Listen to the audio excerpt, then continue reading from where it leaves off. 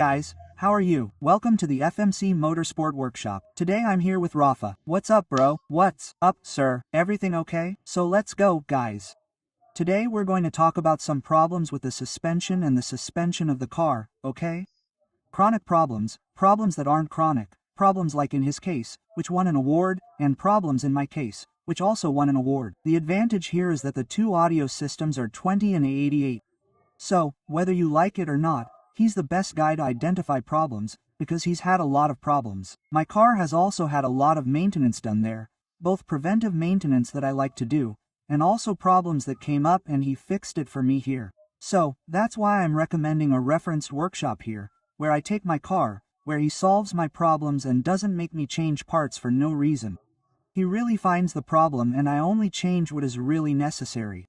So let's get to it. Let's explain the problems that can be chronic, the ones that aren't chronic, and how to identify if your car is experiencing this problem. Well, folks, cars with the MQB platform, in general, have a very robust suspension. It doesn't usually cause much trouble, just like other models that we see around. But we have a problem here in Sao Paulo with the quality of the asphalt.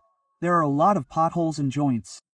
So, sometimes, a car used in urban areas ends up having premature wear of some parts, even though they are very resistant, right? It's not a car that usually causes much trouble in this type of thing, but the situations that we find here in urban use with potholes, open manholes, that type of thing, end up impacting the useful life of the suspension components. So, what is the most common problem in the suspension part of this car? The bumper bearing. Yes, it's there between the spring plate and the bumper. And the symptom it presents is when you are parked, steering, maneuvering, it makes a noise, you know, turning the steering wheel from one side to the other. This is almost always the stopper bearing. And the solution is to replace it with an original one, right? There's no mystery, it's simple to solve, and it doesn't cost much. Hey, another thing that happens a lot in A3s, Jettas, Golfs, is the squeaking of the stabilizer bar bushing, right? The stabilizer bar has a rubber bushing that goes around it and, over time, dirt accumulates there, it dries out and the car makes a little squeaking noise and that kind of thing. When it's cold, especially in ditches, on speed bumps, at low speeds, it's nothing too serious, but it bothers people who drive the car every day.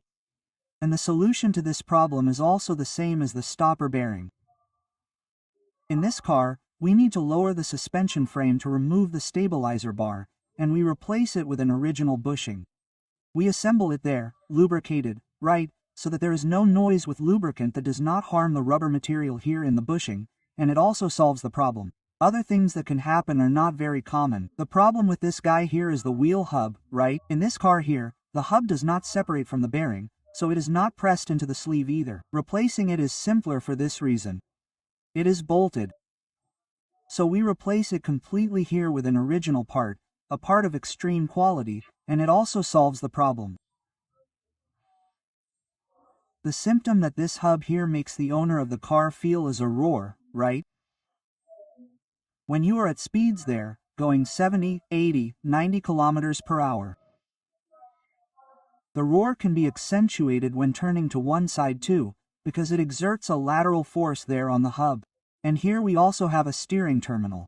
It can happen that it cuts this boot, as is the case here. Then it loses its lubrication. A grease inside here accumulates dust, and then it can cause slack in the steering as well.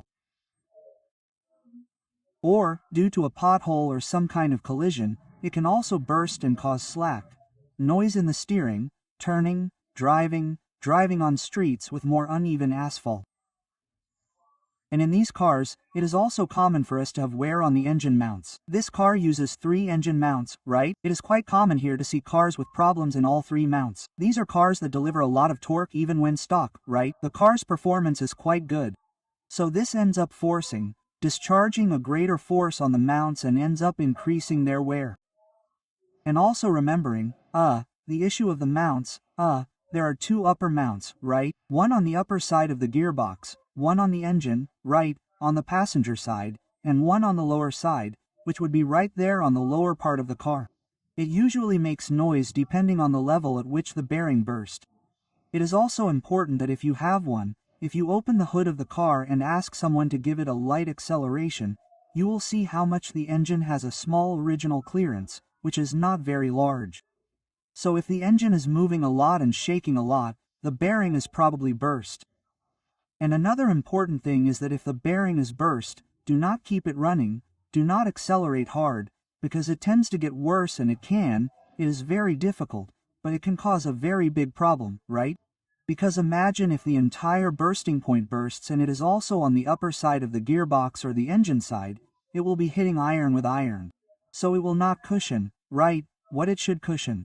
And if he keeps hitting iron with iron, he can even damage the part where the screw that holds it to the engine block goes, right?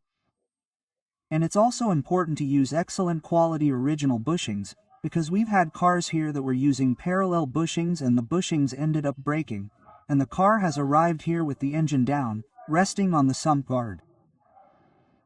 And it's something that here, as we already know, Rafa, he always recommends the part with the best cost-benefit.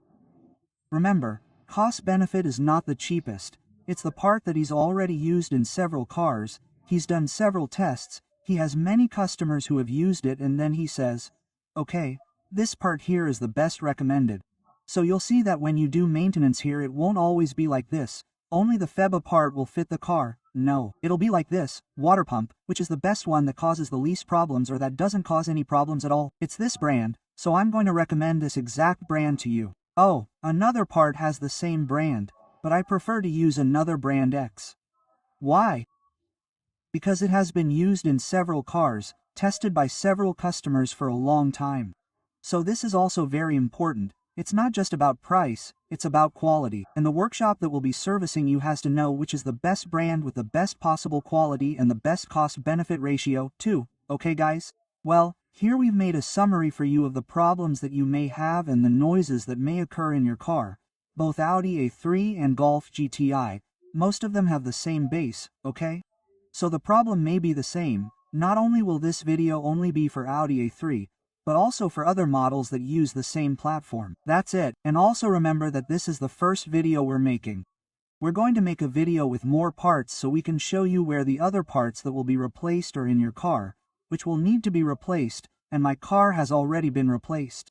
So, if you need to do some maintenance, if you need to do some stage 1, stage 2, stage 3 or have a chronic problem or some problem that is not chronic, but that no one is able to solve, bring it here to the FMC Motorsport workshop. Talk to Rafa, he will be able to help you. Remember that the workshop is located here in Sao Paulo, so if you are from outside Sao Paulo, in a region far away, unfortunately it will not be possible to bring the car. But if you are close by, bring it here and Rafa will be able to help you, solve your problem with absolute certainty of what the problem really is, thus avoiding you spending money and replacing parts that are not necessary in your car. Deal? So that's it guys, I hope you liked the video. If you are having any problems or have any questions, comment below for us and we will try to answer your question about your A3 audio. Deal? And I'm also going to leave you a playlist of several videos that we've been recording here at FMC about other recurring problems that A3 audios have so that you can watch them there and learn about them too. Even those of you who haven't bought an A3 yet but are interested in buying the car can now find out about the chronic problems, more or less the average amount of money you'll spend, and how long it will take to solve the problem. Okay? That's it, folks. Hugs to all. Bye.